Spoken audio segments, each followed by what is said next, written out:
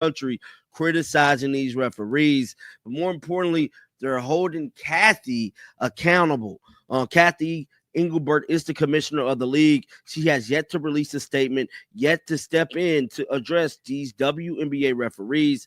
And it's looking like many people could be petitioning for Adam Silver to possibly step in and get rid of Kathy, dog. At this point, Caitlin Clark is getting hurt damn near every week. And it's looking intentional. At least breaking developments have emerged regarding Caitlin Clark's participation in All-Star festivities. Reports indicate that Clark attended an All-Star game event accompanied by notable figures, creating significant online buzz. The situation requires comprehensive examination from Indianapolis. Speculation had circulated suggesting that Caitlin Clark was avoiding this year's WNBA All-Star Game and related activities. However, evidence contradicts these assumptions. She made an appearance on the Stud Buds Twitch platform hosted by Courtney and the appearance has generated widespread viral attention across social media platforms. Clark provided substantial recognition to the podcast hosts, and they report their show has experienced tremendous growth following her endorsement. Intentional. At least that's what it's looking like from this footage that was released today. So there was new footage that has come out of potentially, I'm going to say allegedly, J.C. Sheldon kneeing Caitlin Clark in the groin. Yes, kneeing her in the groin. Let's head on over to X. Check out this footage right now because this is looking spooky, man.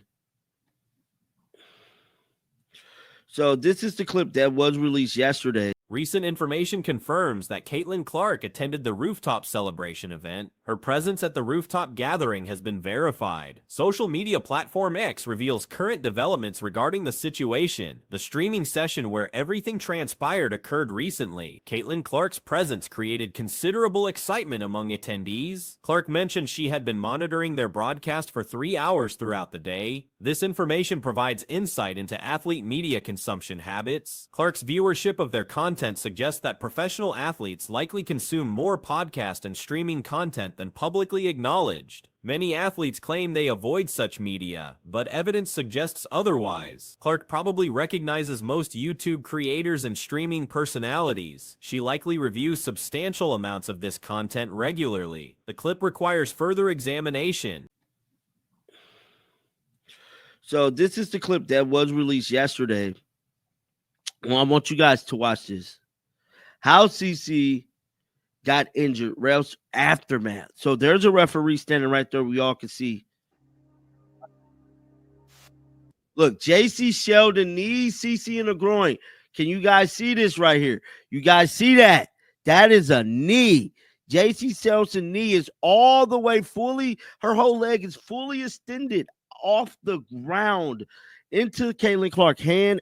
The excitement levels were exceptional during the event. Stephanie White accompanied Clark to the gathering. The reason for Stephanie White's presence remains unclear. Content verification through refresh attempts revealed additional details. Recognition goes to Erica, though concerns exist about potential content appropriation from other creators. Kate Martin was also present at the event. The individual shown was Sophie Cunningham, not Kate Martin initially. Sophie Cunningham's participation was confirmed at the venue. The atmosphere clearly represented a celebration, and seeing Caitlin Clark's attendance was encouraging. Her presence in the building dispels boycott rumors, confirming her active participation. This development represents positive progress for the situation. Her whole leg is fully extended off the ground into Caitlin Clark's hand and groin area. You clearly see that.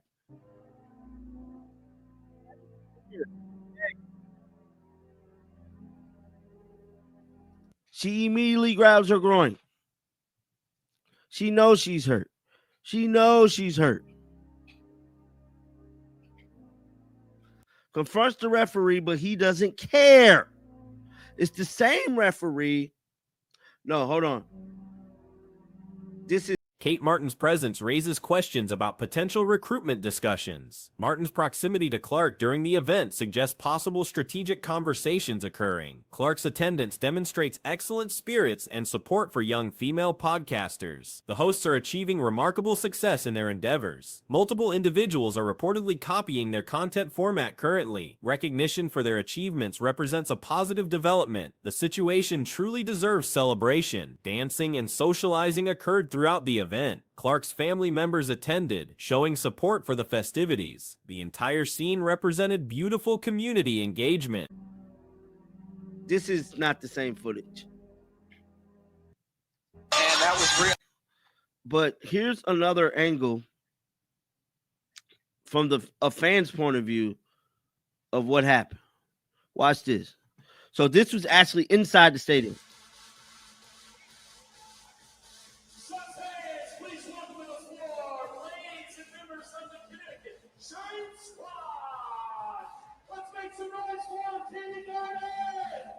The atmosphere warranted celebration across multiple dimensions. Clark's absence from the orange carpet was noted, while Aaliyah Boston did participate. Questions regarding Kathy Engelbert require separate content addressing with additional information forthcoming. Clark appeared to make additional comments during the stream. Tracking these developments as they emerge across social media platforms proves challenging. Real-time monitoring of posts provides ongoing updates about the situation. Clark returned to the streaming platform for further conversation. Recent posts from Correlation provide additional context and timing information.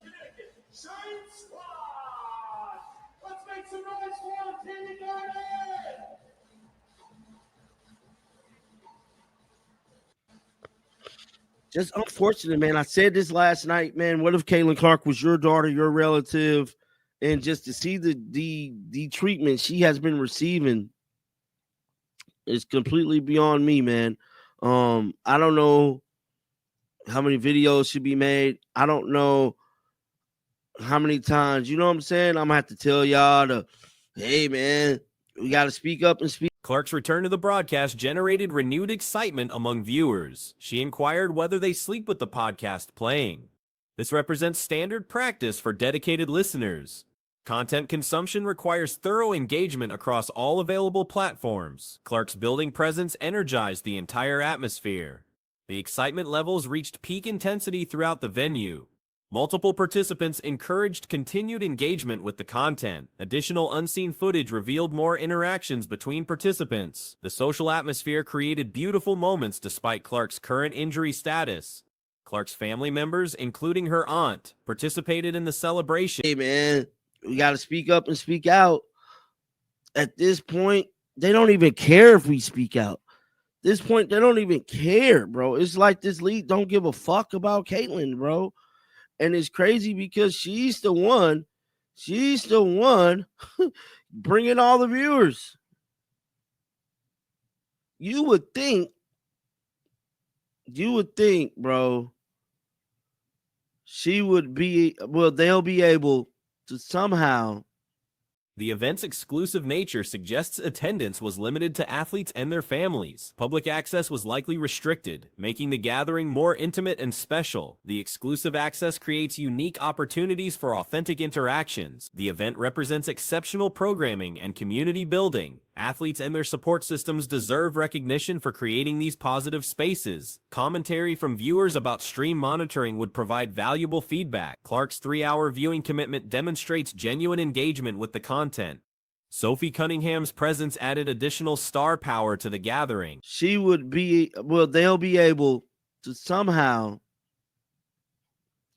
figure out a way to get these referees in order, bro. Yeah. So the All-Star Court is set in Indy. This has been released about a minute ago. So as you guys can see here, they're setting up for All-Star. It's just unfortunate, man. So the court is now set up. The event appears designed specifically for athletes and their immediate circle. Public exclusion ensures privacy and authentic interactions among participants. The exclusive nature enhances the special quality of these gatherings. The programming deserves recognition for creating meaningful connections between athletes and content creators. Community building through these events represents positive developments for the sport. Various participants continued socializing and creating memorable moments throughout the evening. The atmosphere remained energetic and supportive across all interactions. Currently 5:54 in the morning. I got this video. I got the Aaliyah Boston, Tina Charles Haymaker video. And I have a video talking about something with the WNBA media just making up that Sanaya Rivers got assaulted by a fan. Have those 3 videos ready to get up in the morning once I wake up. And obviously the old Mazian video based on his, how he played.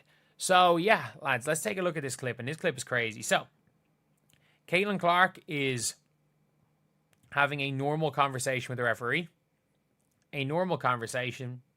Music and celebration continued as attendees enjoyed the exclusive gathering. Multiple individuals expressed enthusiasm for the ongoing festivities. The event coordination required significant planning and execution. Recognition goes to organizers for creating this special opportunity for athletes and content creators. Player participation levels remained high throughout the evening. The venue buzzed with activity and positive energy from all participants. Social media engagement continues as attendees share their experiences.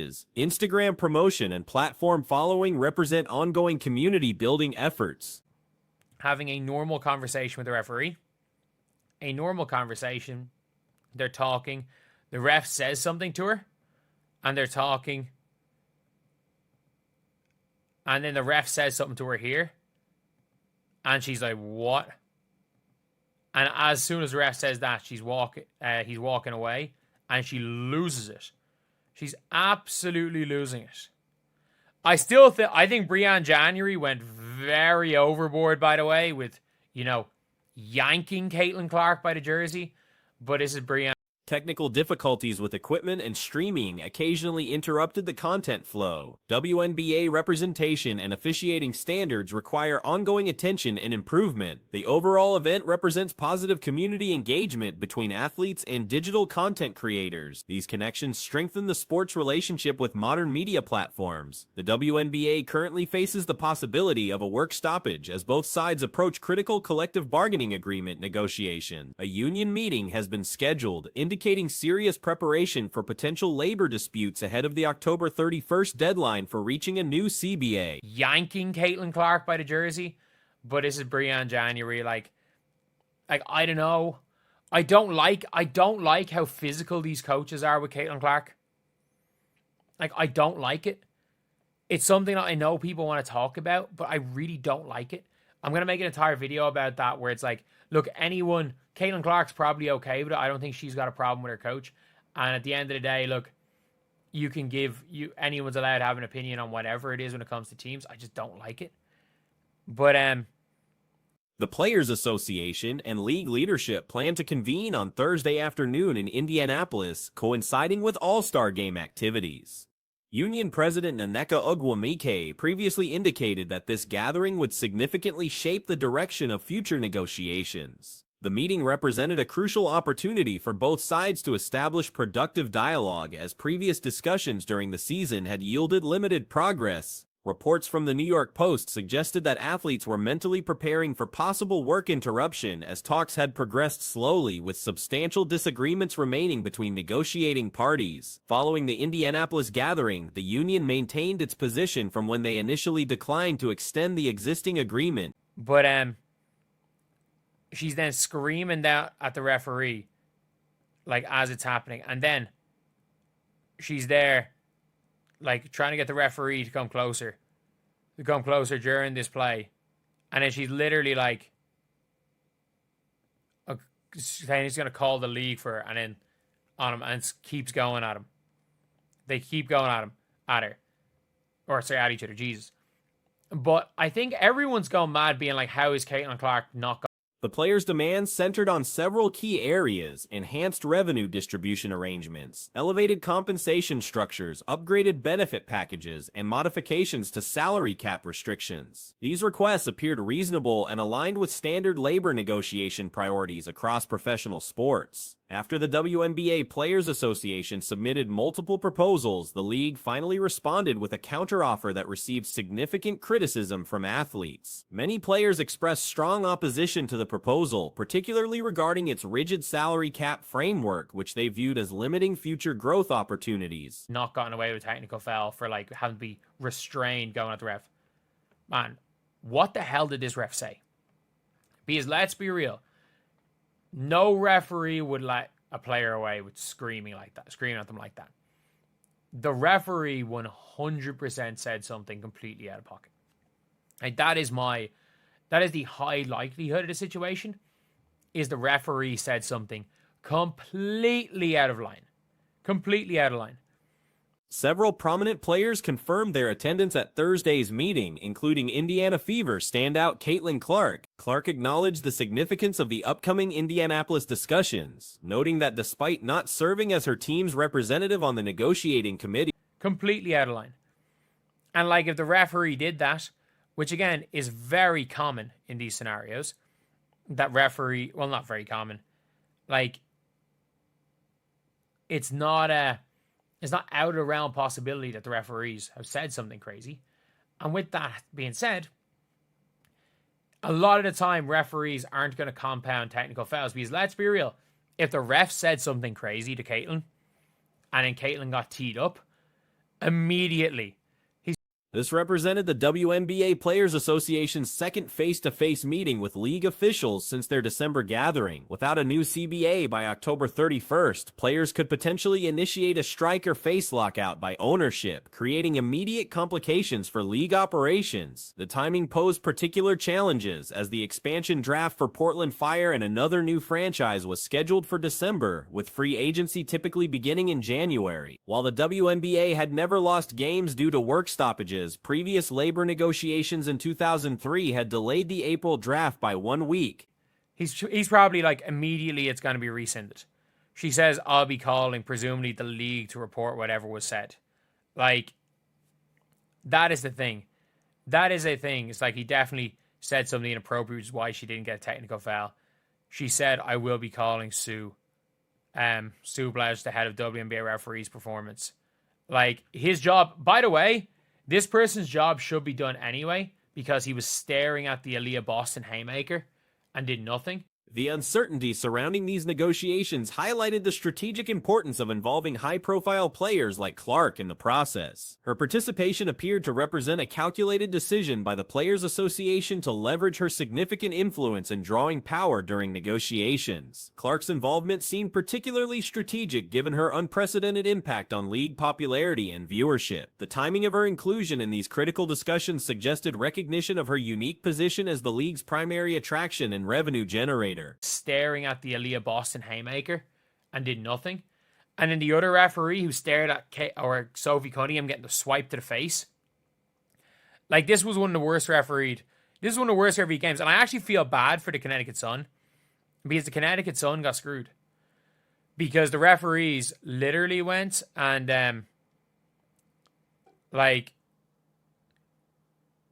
the Connecticut Sun they defended Caitlin one way the entire game, and the referees were biting their whistles. The situation paralleled scenarios where organizations deploy their most valuable assets during crucial moments, similar to how coaches might use their star players in decisive game situations. Despite previous reluctance, the Players Association appeared to recognize that Clark's presence could provide essential leverage in negotiations. This approach made considerable sense given Clark's documented effect on league growth and fan engagement. Her arrival had coincided with dramatic increases in viewership, attendance, and general interest in women's professional basketball, making her participation in CBA talks a logical strategic move.